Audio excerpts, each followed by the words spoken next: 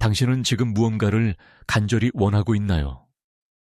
그것이 무엇이든 그 욕망이 당신을 밤낮으로 괴롭히고 있나요? 어쩌면 당신은 그것을 얻기만 하면 행복해질 거라고 믿고 있을지도 모릅니다. 하지만 잠깐만요. 정말로 당신이 원하는 건 그것일까요? 아니면 그 욕망 뒤에 숨겨진 더 깊은 무언가가 있는 걸까요? 칼 융은 이렇게 말했습니다. 우리가 욕망이라고 부르는 것의 대부분은 사실 영혼의 배고픔이라고요. 우리는 무언가를 갈망한다고 생각하지만 실제로는 우리 안의 공허함이 소리를 지르고 있는 겁니다. 그 공허함은 오랫동안 무시당해온 내면의 목소리이고 돌봄받지 못한 영혼의 외침입니다. 생각해보세요. 당신이 밤늦게 핸드폰을 들고 끝없이 스크롤을 내릴 때 당신이 정말 원하는 건 그 화면 속 이미지들일까요? 아니면 당신 안에 무언가가 채워지기를 바라는 걸까요? 당신이 누군가를 만나고 싶어 안달할 때 그건 정말 그 사람이 필요한 걸까요? 아니면 당신 안의 외로움이 너무 커져서 견딜 수 없는 걸까요? 오늘 우리가 함께 떠날 여행은 바로 이 질문에서 시작됩니다. 당신이 욕망이라고 믿어온 그것이 사실은 당신의 영혼이 보내는 신호라는 사실을 깨닫는 순간 모든 것이 달라지기 시작합니다. 우리는 살면서 수많은 욕망을 경험합니다. 어떤 것은 작고 일시적이지만 어떤 것은 우리 인생 전체를 지배할 만큼 강렬합니다. 그런데 이상하지 않나요?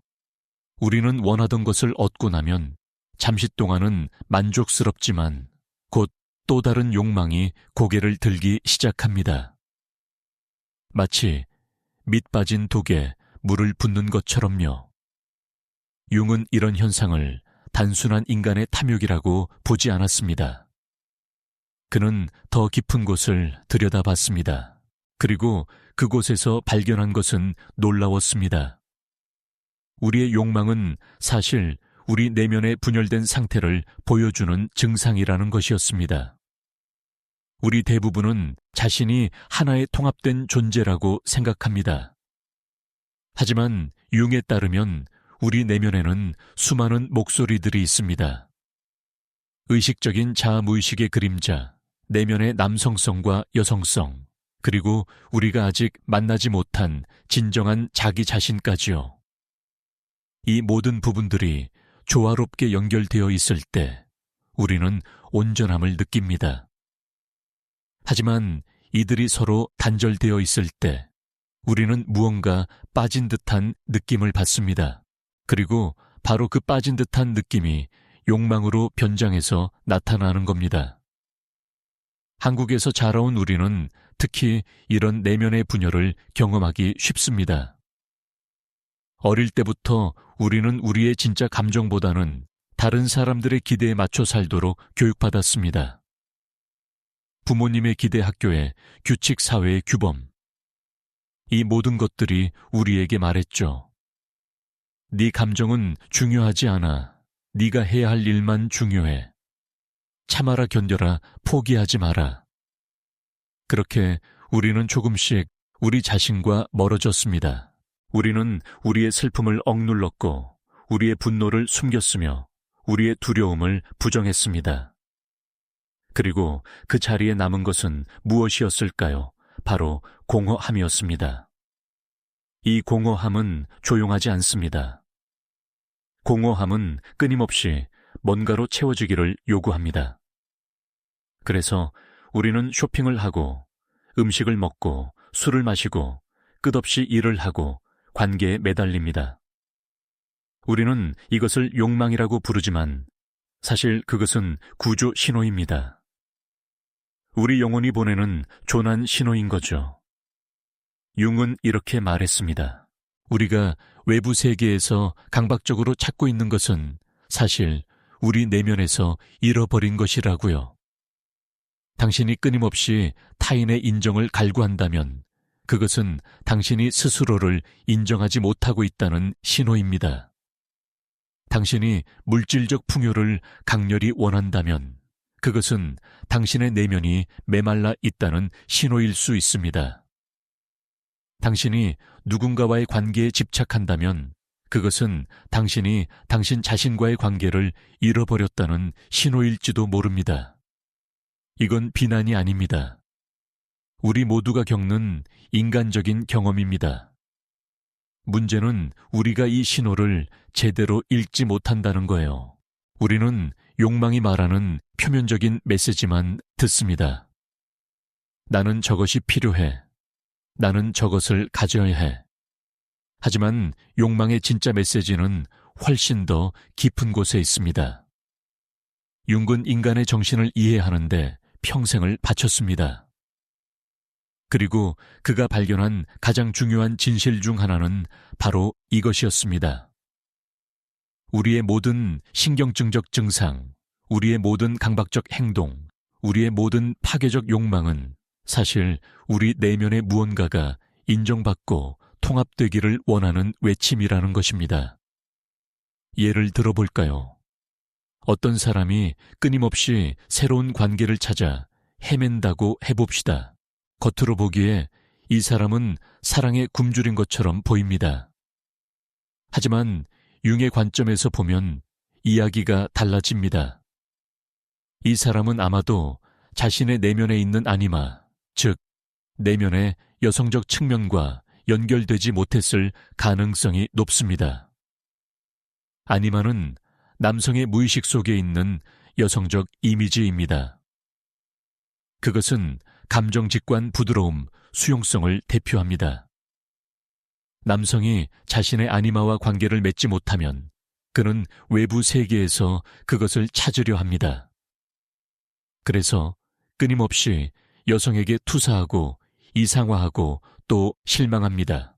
왜냐하면 어떤 외부의 사람도 그의 내면의 공허함을 채워줄 수 없기 때문입니다. 마찬가지로 여성의 경우에는 아니무스, 즉 내면의 남성적 측면이 있습니다. 이것은 논리 결단력 행동 주장을 대표합니다. 여성이 자신의 아니무스와 연결되지 못하면 그녀는 외부의 남성에게서 힘과 방향성을 찾으려 할 수 있습니다. 또는 반대로 남성적인 것을 적대시하고 거부할 수도 있습니다. 이것이 바로 투사입니다. 우리는 우리 내면에서 잃어버린 것을 외부 세계에 투사하고 그것을 소유하려 합니다. 하지만 외부의 그 무엇도 내면의 공허함을 진정으로 채울 수는 없습니다. 여기서 핵심은 이겁니다. 당신의 욕망을 충족시키려고 애쓰는 것은 문제를 해결하지 못합니다. 오히려 당신의 욕망이 무엇을 말하려고 하는지 귀 기울이는 것이 중요합니다. 당신의 욕망은 교사입니다. 안내자입니다. 그것은 당신이 아직 통합하지 못한 내면의 부분으로 가는 지도인 겁니다. 그렇다면 우리는 어떻게 이 욕망의 언어를 해독할 수 있을까요? 융은 여기서 매우 구체적인 방법을 제시합니다. 바로 내면으로 들어가는 것입니다. 외부로 계속 달려가는 대신 멈추고 안으로 향하는 거죠. 이것은 쉬운 일이 아닙니다. 우리의 모든 본능은 고통에서 도망치라고 말합니다. 그리고 내면으로 들어간다는 것은 우리가 피해왔던 모든 것과 마주한다는 뜻입니다. 우리의 두려움, 우리의 수치심, 우리의 슬픔, 우리의 분노, 우리가 그림자라고 부르는 어둠의 부분들 말이죠. 윤기 말하는 그림자는 우리가 받아들이기 싫어하는 자신의 측면입니다. 우리가 부끄러워하는 것, 우리가 약하다고 생각하는 것, 우리가 나쁘다고 믿는 것들, 우리는 이런 부분들을 무의식 깊은 곳에 밀어넣고 없는 척합니다. 하지만 그림자는 사라지지 않습니다. 오히려 더 강해집니다. 그리고 결국 우리의 욕망으로, 우리의 충동으로, 우리의 파괴적인 패턴으로 나타납니다. 예를 들어 당신이 어릴 때부터 화를 내는 것이 나쁘다고 배웠다고 해봅시다. 그래서 당신은 분노를 억압했습니다. 절대 화내지 않는 착한 사람이 되려고 노력했죠. 그런데 이상하게도 당신은 공격적이고 강한 사람들에게 끌립니다.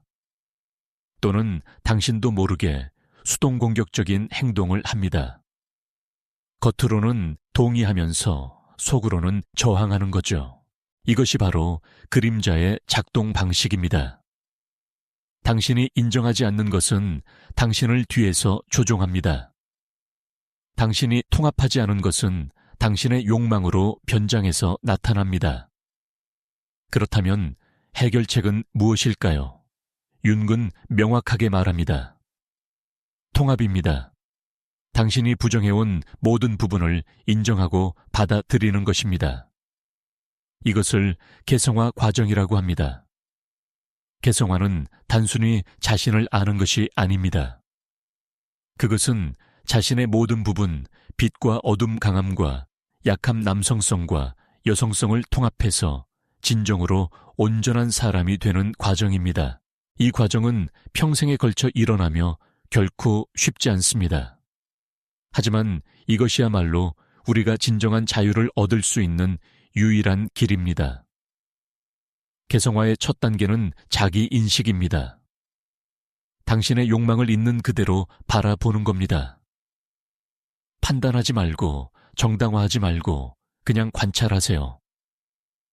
당신이 무엇을 원하는지, 언제 그 욕망이 가장 강렬해지는지, 그 욕망이 충족되었을 때와 충족되지 않았을 때 당신이 어떻게 느끼는지 주목하세요. 그리고 질문하세요. 이 욕망은 정말 무엇을 원하는 걸까?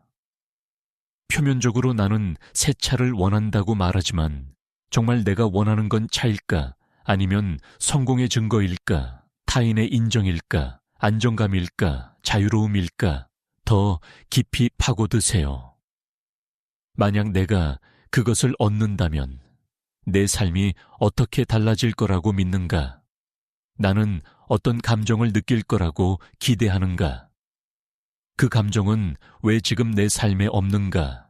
이런 질문들을 하다 보면 놀라운 일이 일어납니다. 당신은 당신의 욕망이 사실은 당신이 잃어버린 감정, 당신이 억압한 필요, 당신이 부정한 자신의 일부에 대한 갈망이었다는 것을 깨닫게 됩니다. 어떤 사람은 계속해서 바쁘게 일하고 성취하려는 욕망에 사로잡혀 있을 수 있습니다.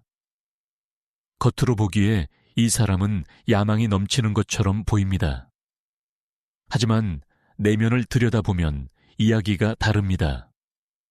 이 사람은 어쩌면 멈추는 것이 두려운 걸 수도 있습니다. 왜냐하면 멈추면 자신의 공허함과 마주해야 하니까요. 성취는 그 공허함을 덮는 이불이 되는 겁니다. 또 어떤 사람은 끊임없이 다른 사람을 돌보려는 욕망에 사로잡혀 있을 수 있습니다. 이 사람은 너무 친절하고 희생적이어서 모두가 좋은 사람이라고 말합니다. 하지만 내면에서는 무슨 일이 일어나고 있을까요? 이 사람은 자신의 필요를 표현하는 것을 두려워할 수 있습니다. 다른 사람을 돌보는 것이 자신의 가치를 증명하는 유일한 방법이라고 믿을 수 있습니다. 그래서 계속해서 자신을 소진시킵니다. 이 모든 경우에 욕망은 문제가 아닙니다. 욕망은 증상입니다. 진짜 문제는 내면의 단절입니다. 자기 자신과의 단절, 자신의 감정과의 단절, 자신의 필요와의 단절입니다. 윤근 이것을 치유하는 방법으로 적극적 상상이라는 기법을 제안했습니다. 이것은 당신의 무의식과 대화하는 방법입니다. 당신은 조용히 앉아서 내면의 이미지들이 떠오르도록 허용합니다. 그리고 그 이미지들과 대화를 나눕니다. 마치 꿈속에서처럼요. 예를 들어 당신이 끊임없이 인정받고 싶은 욕망에 시달린다면 당신은 명상 상태에서 그 욕망을 이미지로 만날 수 있습니다. 아마도 그것은 굶주린 아이의 모습으로 나타날지도 모릅니다. 그 아이에게 물어보세요. 넌 뭐가 필요하니? 넌 왜 그렇게 배고프니? 그리고 귀 기울이세요. 처음에는 이상하게 느껴질 수 있습니다. 하지만 계속하다 보면 놀라운 일이 일어납니다. 당신의 무의식이 답하기 시작합니다. 당신이 오랫동안 잊고 있었던 진실이 떠오릅니다. 어쩌면 그 굶주린 아이는 당신이 어릴 때 충분히 사랑받지 못했던 부분일 수 있습니다. 그 부분이 지금도 그때의 상처를 안고 살아가고 있는 거죠. 이것을 깨닫는 순간 변화가 시작됩니다. 이제 당신은 외부에서 인정을 구걸할 필요가 없습니다.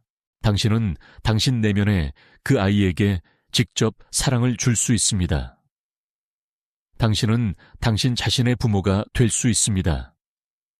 이것이 바로 통합입니다. 외부에 투사했던 것을 다시 내면으로 가져오는 것입니다. 그리고 그것을 돌보는 것입니다.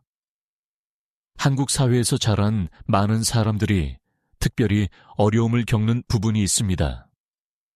바로 감정을 느끼고 표현하는 것입니다. 우리는 강해야 한다고 참아야 한다고 우는 것은 약한 것이라고 배웠습니다. 특히 남성들은 감정을 드러내는 것을 수치스럽게 여기도록 훈련받았습니다. 그 결과 많은 사람들이 자신의 감정과 완전히 단절되어 있습니다. 슬픈지 화가 났는지 두려운지조차 모릅니다. 그저 뭔가 불편하고 뭔가 잘못되었다는 막연한 느낌만 있을 뿐입니다. 그리고 그 불편함을 없애기 위해 술을 마시고 일에 몰두하고 스마트폰에 빠져들고 쇼핑을 합니다. 하지만 이것은 해결책이 아닙니다. 이것은 마취입니다. 고통을 일시적으로 잊게 해줄 뿐 근본적인 문제는 그대로 남아 있습니다. 융은 우리에게 말합니다. 고통을 피하지 말고 통과하라고요. 당신의 슬픔 속으로 들어가세요. 당신의 분노를 느끼세요. 당신의 두려움과 마주하세요. 이것이 유일한 길입니다. 물론 이것은 무서운 일입니다. 우리는 감정에 압도당할까봐 두렵습니다. 만약 내가 울기 시작하면 멈출 수 없을 것 같다고 생각합니다. 만약 내가 화를 내면 모든 것을 파괴할 것 같다고 느낍니다. 하지만 융은 이렇게 말합니다. 당신이 두려워하는 것은 감정 자체가 아니라 오랫동안 억압해온 감정에 축적된 힘이라고요.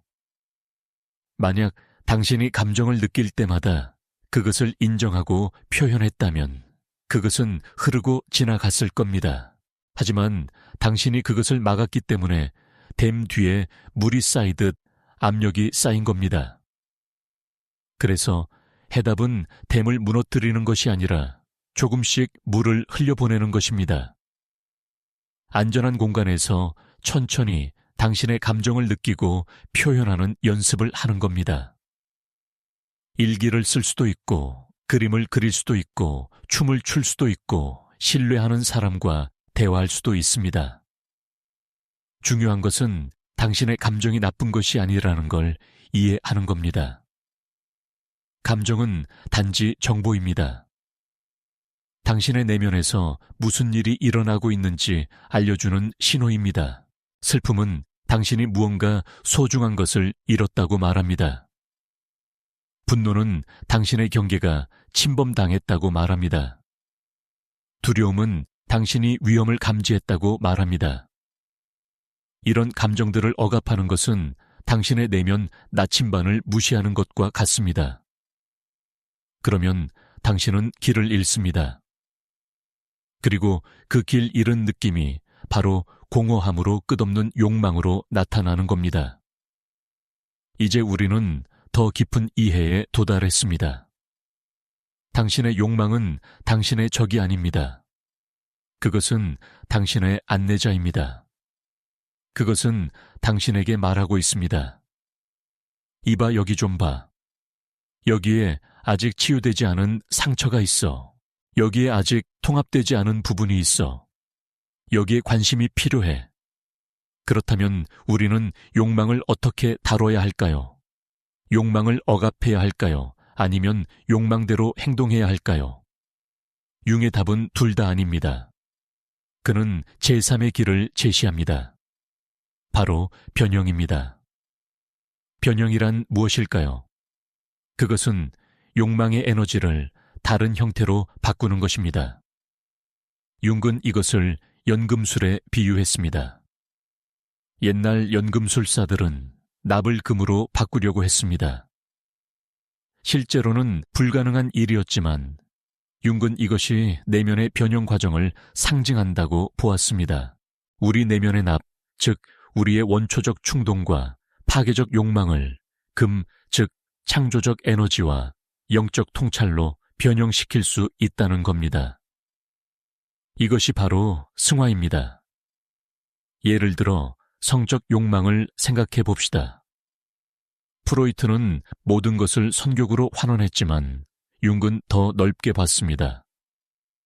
성적 에너지는 단순히 육체적 충동이 아니라 생명 에너지 자체라고요. 이 에너지는 창조의 힘입니다.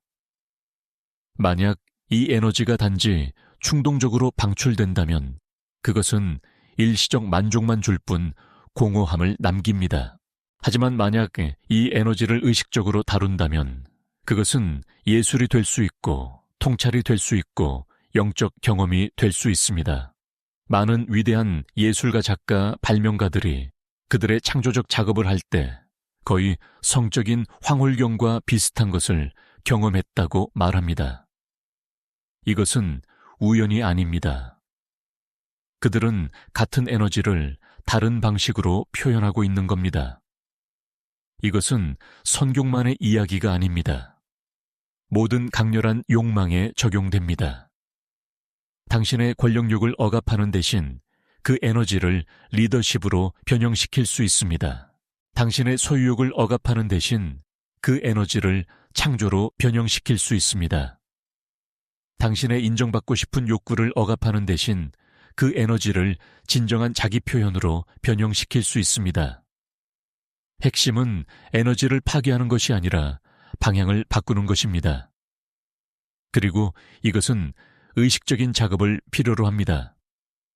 자동적으로 일어나지 않습니다. 융이 제시한 또 다른 중요한 개념은 상징의 힘입니다. 우리의 무의식은 언어로 말하지 않습니다. 이미지로, 상징으로, 꿈으로 말합니다. 그래서 우리가 우리의 욕망을 진정으로 이해하려면 그 상징적 의미를 읽을 수 있어야 합니다. 당신이 꿈에서 계속해서 어딘가를 찾아 헤매고 있다면 그것은 단순히 불안한 꿈이 아닙니다. 그것은 당신이 인생에서 방향을 잃었다는 신호일 수 있습니다. 당신이 꿈에서 계속 떨어진다면 그것은 당신이 통제력을 잃는 것을 두려워한다는 신호일 수 있습니다. 마찬가지로 당신의 욕망도 상징적으로 읽어야 합니다. 당신이 큰 집을 원한다면 그것은 정말 집이 필요한 걸까요? 아니면 안전함과 안정감이 필요한 걸까요? 당신이 명품을 원한다면 그것은 정말 그 물건이 필요한 걸까요? 아니면 자신의 가치를 증명하고 싶은 걸까요? 이렇게 상징을 읽기 시작하면 당신은 당신 자신에 대해 훨씬 더 많은 것을 배울 수 있습니다. 그리고 당신은 더 이상 욕망의 노예가 아니라 욕망의 해석자가 됩니다. 융의 가르침에서 가장 아름다운 부분 중 하나는 그가 어둠을 두려워하지 않았다는 것입니다. 많은 영적 전통은 욕망을 악으로 보고 완전히 제거해야 한다고 가르칩니다. 하지만 융은 달랐습니다. 그는 어둠도 빛만큼이나 중요하다고 봤습니다. 그림자를 부정하는 것은 당신 자신의 절반을 부정하는 것입니다. 그리고 당신이 부정하는 것은 당신을 뒤에서 지배합니다. 진정한 온전함은 빛만으로 이루어지지 않습니다. 빛과 어둠 성과 악강함과 약함, 이 모든 대립물들을 통합할 때 비로소 우리는 진정한 자기 자신이 됩니다. 이것을 융근태극의 합일이라고 불렀습니다. 그리고 이것이야말로 개성화의 최종 목표입니다. 더 이상 이것 아니면 저것이 아니라 이것도 저것도 포함하는 더 큰 전체가 되는 것입니다. 한국의 전통 사상에서도 비슷한 개념을 찾을 수 있습니다. 음과 양, 하늘과 땅, 이 모든 것들이 서로 반대이지만 동시에 보완적입니다. 하나가 없으면 다른 하나도 존재할 수 없습니다. 이것이 바로 조화입니다. 우리의 욕망도 마찬가지입니다. 욕망은 나쁜 것이 아닙니다. 욕망은 우리의 생명력입니다. 문제는 욕망이 의식과 분리되어 무의식적으로 작동할 때입니다. 하지만 욕망이 의식의 빛 아래로 나와서 이해되고 통합될 때 그것은 우리를 성장시키는 힘이 됩니다. 이 과정은 고통스럽습니다. 융은 이것을 숨기지 않았습니다. 개성화는 편안한 여행이 아닙니다. 그것은 죽음과 재탄생의 과정입니다. 당신은 당신이 알던 자신을 놓아주어야 합니다. 당신의 오래된 정체성, 당신의 방어기제, 당신의 익숙한 패턴들을 내려놓아야 합니다. 이것은 마치 죽는 것처럼 느껴질 수 있습니다. 실제로 많은 사람들이 이 과정에서 우울증을 경험합니다. 융은 이것을 영혼의 어두운 밤이라고 불렀습니다. 당신의 옛 자아가 죽어가고 있지만 새로운 자아는 아직 태어나지 않은 상태입니다. 이 중간지대는 불확실하고 두렵습니다. 하지만 이것을 통과해야만 진정한 변화가 일어납니다. 애벌레가 나비가 되려면 번데기 안에서 완전히 해체되어야 합니다. 그것은 더 이상 애벌레가 아니지만 아직 나비도 아닙니다. 하지만 바로 그 해체의 과정에서 변형이 일어납니다. 당신의 욕망도 마찬가지입니다. 당신이 욕망을 통과해서 그 너머로 갈 때 욕망은 변형됩니다. 그것은 더 이상 당신을 지배하지 않습니다. 오히려 당신에게 봉사합니다. 융은 또한 집단 무의식이라는 개념을 제시했습니다. 이것은 우리 개인의 무의식을 넘어서 모든 인류가 공유하는 더 깊은 층입니다. 여기에는 원형들이 살고 있습니다. 원형은 인류가 수천 년 동안 반복해온 패턴입니다. 어머니, 원형 아버지, 원형 영웅, 원형 현자 원형. 이런 원형들은 모든 문화의 신화와 종교에서 반복해서 나타납니다. 왜냐하면 이것들은 인간 경험의 보편적 패턴이기 때문입니다. 당신의 욕망도 종종 이런 원형적 패턴과 연결되어 있습니다. 당신이 영웅이 되고 싶은 욕망은 영웅 원형의 활성화일 수 있습니다. 당신이 돌보고 싶은 욕망은 어머니 원형의 표현일 수 있습니다. 당신이 지혜를 추구하는 욕망은 현자 원형의 부름일 수 있습니다. 이것을 이해하면 당신의 욕망이 단지 개인적인 변덕이 아니라 더 큰 인간 이야기의 일부라는 것을 알게 됩니다. 당신은 혼자가 아닙니다. 당신이 느끼는 것을 수많은 사람들이 당신 이전에도 당신 이후에도 느낄 것입니다. 이것은 위로가 됩니다. 하지만 동시에 책임도 줍니다. 당신이 당신의 욕망을 어떻게 다루느냐는 단지 당신만의 문제가 아닙니다. 그것은 인류 전체의 의식 수준에 영향을 미칩니다.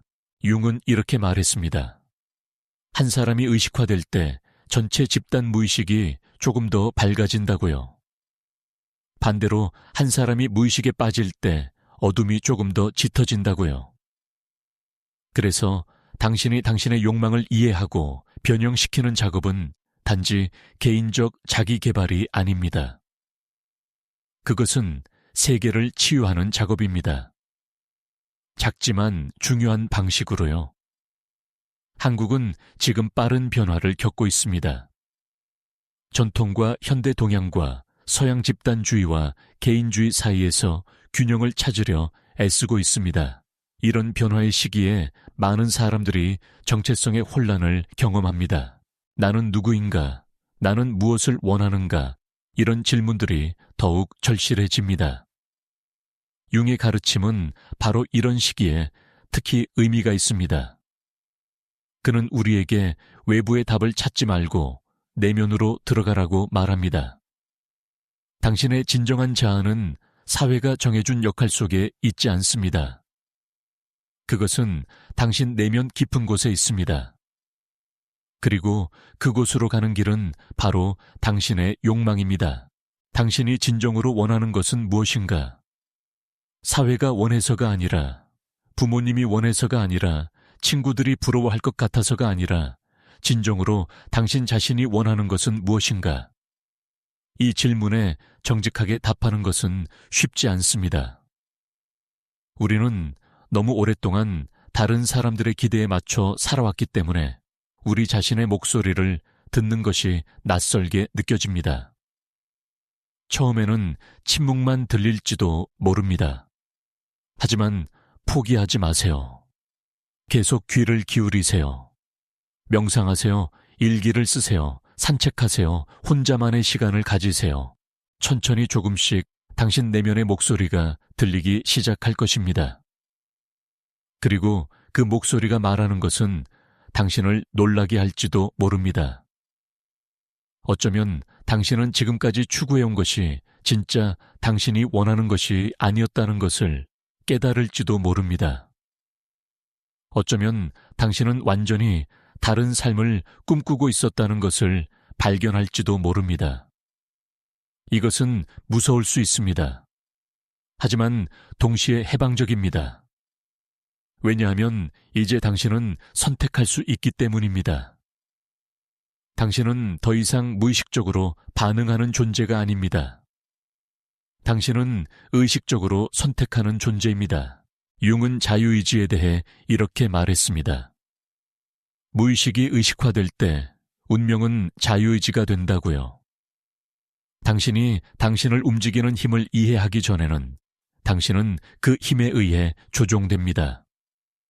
하지만 당신이 그 힘을 의식하는 순간 당신은 그것을 선택할 수 있게 됩니다. 이것이 바로 치유입니다. 통제가 아니라 이해입니다. 억압이 아니라 통합입니다. 부정이 아니라 수용입니다. 당신의 욕망을 수용한다는 것은 그것에 따라 행동해야 한다는 뜻이 아닙니다. 오히려 정반대입니다. 당신이 욕망을 진정으로 이해할 때 당신은 더 이상 그것의 노예가 아닙니다. 당신은 그것을 가지고 있지만 그것이 당신을 가지고 있지 않습니다. 예를 들어 당신이 분노를 느낀다고 해봅시다. 분노를 억압한다면 그것은 당신 안에서 썩어서 결국 폭발하거나 우울증으로 변할 것입니다.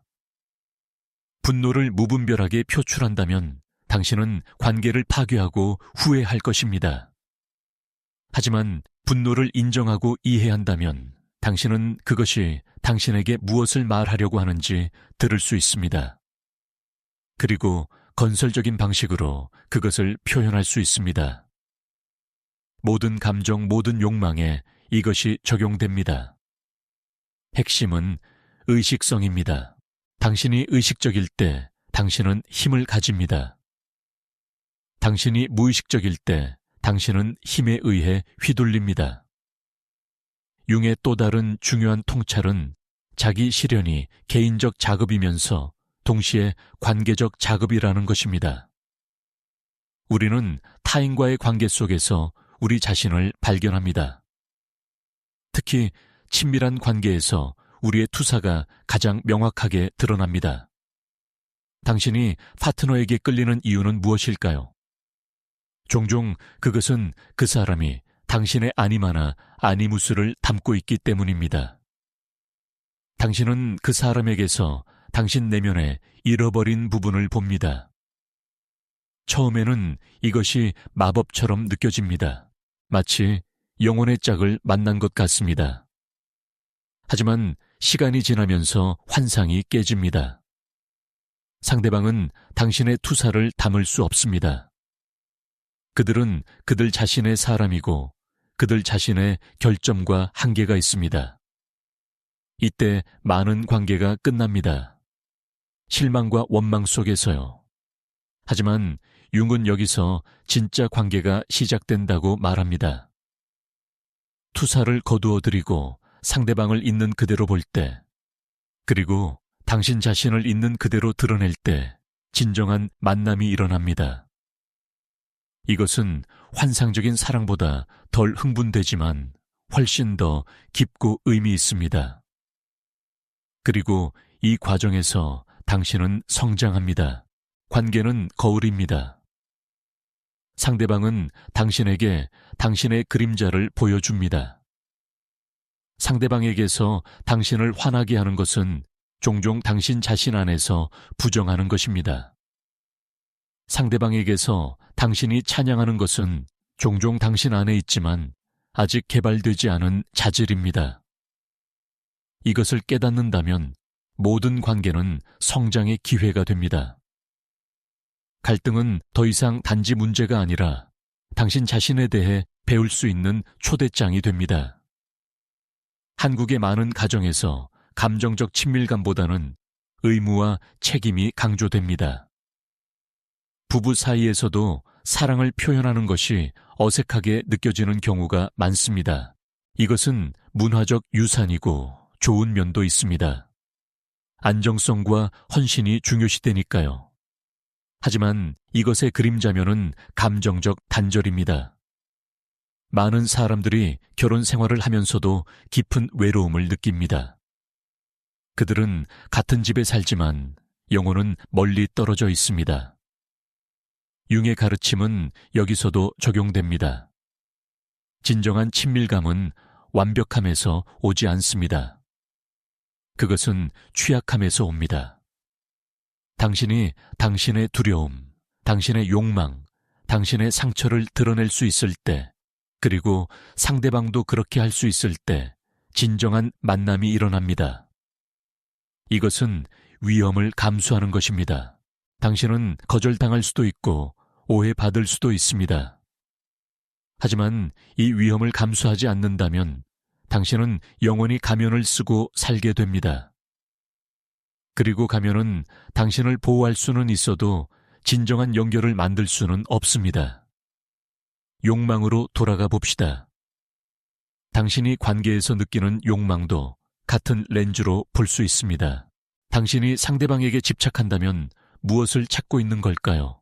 당신이 상대방의 인정을 갈구한다면 당신 자신의 무엇을 인정하지 못하고 있는 걸까요? 당신이 상대방을 통제하려 한다면 당신 자신의 어떤 부분이 통제 불능이라고 느끼는 걸까요? 이런 질문들은 고통스럽지만 해방적입니다. 그것들은 당신을 당신 내면의 진실로 데려가니까요. 융은 말년에 연금술과 동양 철학에 깊이 빠져들었습니다. 그는 서양의 심리학과 동양의 영성이 만나는 지점을 탐구했습니다. 그리고 그는 발견했습니다. 동양의 현자들이 수천 년 동안 가르쳐온 것과 그가 환자들과의 작업에서 발견한 것이 본질적으로 같다는 것을요. 불교에서 말하는 가래, 즉 타나는 융기 말하는 무의식적 욕망과 같습니다. 도교에서 말하는 무의, 즉 애쓰지 않는 행동은 융기 말하는 자기 실현과 연결됩니다. 힌두교에서 말하는 아트만, 즉 진정한 자기는 융기 말하는 셀프와 같습니다. 이 모든 전통들이 같은 진실을 가리킵니다. 당신이 찾고 있는 것은 밖에 있지 않습니다. 그것은 안에 있습니다. 하지만 그것을 찾기 위해서는 여행을 해야 합니다. 내면으로의 여행을요. 이 여행은 직선적이지 않습니다. 나선형입니다. 당신은 같은 문제를 반복해서 만나지만 매번 더 깊은 층에서 만납니다. 당신은 조금씩 성장하고 조금씩 이해하고 조금씩 온전해집니다. 그리고 어느 순간 놀라운 일이 일어납니다. 당신은 더 이상 끊임없이 무언가를 찾지 않게 됩니다. 그 절박한 욕망, 그 끝없는 갈증이 잠잠해집니다. 이것은 당신이 아무것도 원하지 않게 되었다는 뜻이 아닙니다. 오히려 당신의 욕망이 변형되었다는 뜻입니다. 이제 당신은 결핍에서 원하는 것이 아니라 충만함에서 원합니다. 당신은 채워지기 위해서가 아니라 표현하기 위해 원합니다. 당신은 갈급함이 아니라 감사함으로 원합니다. 이것이 바로 융기 말한 개성화의 완성입니다. 당신은 더 이상 분열되어 있지 않습니다. 당신의 의식과 무의식, 당신의 빛과 그림자, 당신의 남성성과 여성성이 하나의 조화로운 전체로 통합되었습니다. 물론 이것은 이상적인 상태이고 완벽하게 도달하는 사람은 거의 없습니다. 융 자신도 평생 이 작업을 했지만 완성했다고 말하지 않았습니다. 중요한 것은 목적지가 아니라 여정입니다. 매일 당신이 조금 더 의식적이 되려고 노력할 때, 매일 당신이 당신의 그림자를 인정하려고 애쓸 때, 매일 당신이 당신의 투사를 거두어 드리려고 할 때, 당신은 성장합니다. 그리고 그 성장 자체가 의미입니다. 욕망은 적이 아닙니다. 욕망은 선생님입니다. 그것은 당신에게 당신이 아직 배워야 할 것이 있다고 말합니다. 당신이 아직 통합해야 할 부분이 있다고 말합니다. 당신이 아직 성장할 공간이 있다고 말합니다. 그러니 당신의 욕망을 미워하지 마세요. 그것을 억압하지도 마세요. 하지만 그것의 노예도 되지 마세요. 대신 그것과 대화하세요. 그것에게 물어보세요. 너는 정말 무엇을 원하는 거니? 너는 나에게 무엇을 말하려고 하는 거니? 그리고 귀 기울이세요. 침묵 속에서, 고요함 속에서 욕망의 진짜 목소리를 들을 수 있을 것입니다. 그리고 그 목소리는 당신을 집으로 인도할 것입니다. 당신 자신에게로요. 우리는 긴 여정을 함께 걸어왔습니다. 욕망의 표면에서 시작해서 그 깊은 뿌리까지 내려갔습니다. 우리는 욕망이 사실은 영혼의 배고픔이라는 것을 보았습니다. 내면의 분열을 알리는 신호라는 것을 보았습니다. 그리고 그것이 치유와 성장으로 가는 길이 될 수 있다는 것도 보았습니다. 이제 당신은 선택의 기로에 서 있습니다. 당신은 계속해서 욕망을 외부에서 충족시키려고 애쓸 수 있습니다. 끝없는 쇼핑, 끝없는 관계, 끝없는 성취. 하지만 당신은 이제 압니다. 그것은 공허함을 채우지 못한다는 것을요. 아니면 당신은 다른 길을 선택할 수 있습니다. 내면으로 향하는 길을요. 이 길은 더 어렵습니다. 이 길은 용기를 요구합니다. 당신은 당신이 피해온 모든 것과 마주해야 합니다. 당신의 고통, 당신의 두려움, 당신의 수치심. 하지만 이 길만이 진정한 자유로 인도합니다. 융은 우리에게 말합니다. 당신의 어둠을 두려워하지 말라고요. 그것도 당신의 일부라고요. 그것을 받아들일 때 당신은 온전해집니다. 그리고 온전함 속에서 평화를 찾을 수 있습니다. 한국 사회는 빠르게 변하고 있습니다. 옛것과 새것이 충돌하고 전통과 현대가 긴장 관계에 있습니다. 이런 시대를 살아가는 것은 쉽지 않습니다. 우리는 어디에 속해야 할지, 무엇을 믿어야 할지, 어떻게 살아야 할지 혼란스럽습니다. 하지만 바로 이런 혼란 속에서 기회가 있습니다. 옛 구조가 무너질 때 새로운 것이 탄생할 공간이 생깁니다. 당신은 단순히 사회가 정해준 역할을 따르지 않아도 됩니다. 당신은 당신 자신의 길을 만들 수 있습니다. 그리고 그 길은 당신 안에 있습니다. 당신의 욕망은 그 길로 가는 표지판입니다. 그것을 따라가세요. 하지만 맹목적으로 따라가지는 마세요. 의식적으로 주의 깊게 이해하며 따라가세요. 당신이 진정으로 원하는 것이 무엇인지 물어보세요. 그리고 그 원함 뒤에 숨겨진 더 깊은 필요를 발견하세요. 당신이 찾는 것은 이미 당신 안에 있습니다. 단지 아직 발견되지 않았을 뿐입니다. 이것은 쉬운 여정이 아닙니다. 어떤 날은 당신이 길을 잃었다고 느낄 것입니다. 어떤 날은 포기하고 싶을 것입니다. 어떤 날은 옛날의 익숙한 패턴으로 돌아가고 싶을 것입니다. 이 모든 것이 정상입니다. 이것이 인간이라는 것입니다. 융은 완벽함을 요구하지 않았습니다. 그는 진실함을 요구했습니다. 당신이 넘어질 수 있습니다. 하지만 다시 일어나세요. 당신이 실수할 수 있습니다.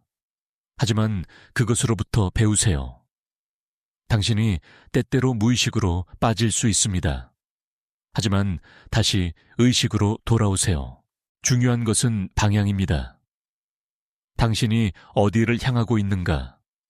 당신은 더 깊은 의식으로 향하고 있나요? 아니면 더 깊은 무의식으로 향하고 있나요? 당신은 통합을 향하고 있나요? 아니면 분열을 향하고 있나요? 당신은 진실을 향하고 있나요? 아니면 환상을 향하고 있나요? 매일 아침 일어날 때 이 질문들을 스스로에게 해보세요. 그리고 하루를 살면서 이 방향을 유지하려고 노력하세요. 때로는 성공할 것이고 때로는 실패할 것입니다. 하지만 계속 노력하는 것 자체가 의미입니다. 융이 발견한 가장 심오한 진실 중 하나는 우리의 최대 상처가 우리의 최대 선물이 될 수 있다는 것입니다. 당신이 가장 고통받은 곳이 당신이 가장 깊이 치유할 수 있는 곳입니다. 당신이 가장 어둠을 경험한 곳이 당신이 가장 밝은 빛을 발할 수 있는 곳입니다. 그래서 당신의 욕망을, 당신의 갈증을, 당신의 공허함을 저주로 보지 마세요. 그것을 초대장으로 보세요. 더 깊은 삶으로의 초대, 더 온전한 자기로의 초대, 더 진정한 존재로의 초대입니다. 한국에는 이런 속담이 있습니다. 고생 끝에 낙이 온다. 이것은 단순히 힘든 시간이 지나면 좋은 시간이 온다는 의미가 아닙니다. 더 깊은 의미는 고생 자체가 낙으로 변형될 수 있다는 것입니다. 고통을 통과하는 과정에서 우리는 성장하고 그 성장이 기쁨이 됩니다. 융의 가르침도 같은 지혜를 담고 있습니다. 당신의 상처는 당신의 힘이 될 수 있습니다. 당신의 약함은 당신의 강함이 될 수 있습니다. 당신의 어둠은 당신의 빛이 될 수 있습니다. 하지만 이것은 자동으로 일어나지 않습니다. 당신이 의식적으로 그 변형 작업을 해야 합니다. 그리고 이 작업을 할 때 당신은 혼자가 아닙니다. 당신 안에는 융기 셀프라고 부른 더 큰 지혜가 있습니다. 이것은 당신의 의식적 자아보다 더 큰 것입니다. 그것은 당신의 전체성을 알고 있고 당신의 진정한 길을 알고 있습니다. 셀프는 종종 꿈으로, 직관으로, 동시성으로 당신에게 말을 겁니다. 동시성은 의미 있는 우연입니다. 당신이 어떤 것에 대해 생각하고 있는데 갑자기 그것에 관한 책을 발견하거나 그것에 대해 말하는 사람을 만나는 것 같은 경험 말입니다. 융은 이것을 단순한 우연으로 보지 않았습니다. 그는 이것이 무의식이 의식과 소통하는 방식이라고 봤습니다. 우주가 당신에게 메시지를 보내는 방식이라고요. 그러니 주의를 기울이세요. 당신의 삶에서 일어나는 작은 신호들에, 당신이 계속 마주치는 패턴들에, 당신이 끌리는 것들에 주목하세요. 이 모든 것들이 당신에게 무언가를 말하려고 합니다. 그리고 가장 큰 메시지는 바로 당신의 욕망입니다. 당신이 원하는 것, 당신이 갈망하는 것, 당신이 꿈꾸는 것. 이것들은 단순한 변덕이 아닙니다. 이것들은 당신의 영혼이 보내는 편지입니다. 그 편지를 읽으세요. 천천히 주의 깊게 사랑으로 읽으세요. 그리고 응답하세요. 외부 세계에서 답을 찾으려 하지 말고 내면 세계에서 답을 찾으세요. 당신이 큰 집을 원한다면 정말 필요한 것은 집이 아니라 안전감일 수 있습니다. 그렇다면 진짜 질문은 이것입니다. 어떻게 내 안에서 안전함을 만들 수 있을까? 어떻게 나는 나 자신에게 피난처가 될 수 있을까? 당신이 인정받기를 원한다면 정말 필요한 것은 타인의 인정이 아니라 자기 인정일 수 있습니다. 그렇다면 진짜 질문은 이것입니다. 어떻게 나는 나 자신을 있는 그대로 받아들일 수 있을까? 어떻게 나는 나 자신의 가치를 내가 인정할 수 있을까? 당신이 사랑을 원한다면 정말 필요한 것은 타인의 사랑이 아니라 자기 사랑일 수 있습니다. 그렇다면 진짜 질문은 이것입니다. 어떻게 나는 나 자신과 사랑의 관계를 맺을 수 있을까? 어떻게 나는 나 자신에게 친절할 수 있을까? 이것이 융기 말하는 여정입니다. 외부에서 내부로, 타인에게서 자기에게, 무의식에서 의식으로, 분열에서 통합으로. 이것은 평생의 작업입니다. 하지만 이것은 가장 의미 있는 작업입니다. 왜냐하면 이 작업을 통해서 당신은 비로소 진정한 당신이 되기 때문입니다. 더 이상 사회의 기대에 맞춰 연기하는 사람이 아니라 당신의 진실을 살아가는 사람이 됩니다. 더 이상 다른 사람의 승인을 구걸하는 사람이 아니라 당신 자신의 권위를 가진 사람이 됩니다. 더 이상 공허함을 채우려 애쓰는 사람이 아니라 충만함으로 살아가는 사람이 됩니다. 이것이 개성화입니다. 이것이 온전함입니다. 이것이 치유입니다. 그리고 놀라운 일은 이것입니다. 당신이 당신 자신과 온전해질 때 당신의 관계도 온전해집니다.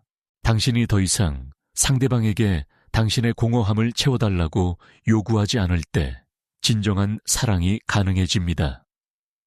당신이 더 이상 세상에서 인정을 구걸하지 않을 때 진정한 자기 표현이 가능해집니다. 당신이 더 이상 외부의 성취로 자신을 증명하려 하지 않을 때 진정한 창조가 가능해집니다. 이 모든 것이 욕망의 변형에서 시작됩니다. 당신이 욕망을 이해할 때 욕망은 더 이상 당신을 노예로 만들지 않습니다. 오히려 욕망은 당신을 자유롭게 합니다. 왜냐하면 이제 당신은 욕망이 정말 무엇을 말하는지 알기 때문입니다. 융은 말년에 이렇게 말했습니다. 삶의 의미를 찾지 말라고요. 대신 삶을 살라고요. 온전히 의식적으로. 그러면 의미는 저절로 드러난다고요.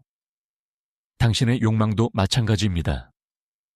그것의 의미를 분석하는 데만 머물지 마세요. 그것을 통과해서 살아가세요. 그것과 함께 춤추세요. 그것에서 배우세요. 그것을 변형시키세요. 그리고 이 과정에서 당신은 당신이 찾던 것을 발견할 것입니다. 그것은 어떤 물건도, 어떤 성취도, 어떤 관계도 아닙니다. 그것은 당신 자신입니다. 진정한 온전한 통합된 당신 자신입니다. 이것이 바로 융이 우리에게 남긴 가장 큰 선물입니다. 길입니다. 외부의 허상에서 내면의 진실로 가는 길, 분열된 자에서 통합된 자기로 가는 길, 공허함에서 충만함으로 가는 길입니다. 이 길은 쉽지 않습니다. 하지만 이 길은 가치가 있습니다. 왜냐하면 이 길만이 진정한 평화로, 진정한 기쁨으로, 진정한 자유로 인도하기 때문입니다. 당신이 오늘부터 할 수 있는 가장 작은 일은 이것입니다. 잠시 멈추고 조용히 앉아서 당신 자신에게 물어보는 겁니다. 나는 정말 무엇을 원하는가? 그리고 그 원함은 내게 무엇을 말하려고 하는가? 처음에는 답이 명확하지 않을 수 있습니다. 괜찮습니다. 계속 물어보세요. 매일 조금씩 당신의 내면의 목소리가 더 분명해질 것입니다. 그리고 어느 날 당신은 깨달을 것입니다. 당신이 평생 찾아 헤맸던 것이 바로 여기 당신 안에 있었다는 것을요. 당신이 채우려고 애쓰던 공허함이 사실은 당신이 당신 자신과 단절되어 있었기 때문이었다는 것을요. 그리고 당신이 다시 연결될 때 공허함은 충만함으로 변한다는 것을요. 이것이 치유입니다. 이것이 귀환입니다. 집으로 당신 자신에게로 돌아오는 것입니다. 융은 우리 모두가 이 여정을 할 수 있다고 믿었습니다. 그것은 특별한 사람들만을 위한 것이 아닙니다. 그것은 의지가 있는 모든 사람을 위한 것입니다. 당신을 위한 것입니다. 그러니 두려워하지 마세요. 당신의 어둠을, 당신의 욕망을, 당신의 그림자를, 그것들은 당신의 적이 아닙니다. 그것들은 아직 통합되기를 기다리는 당신의 일부입니다. 그것들을 포용하세요. 그것들과 대화하세요.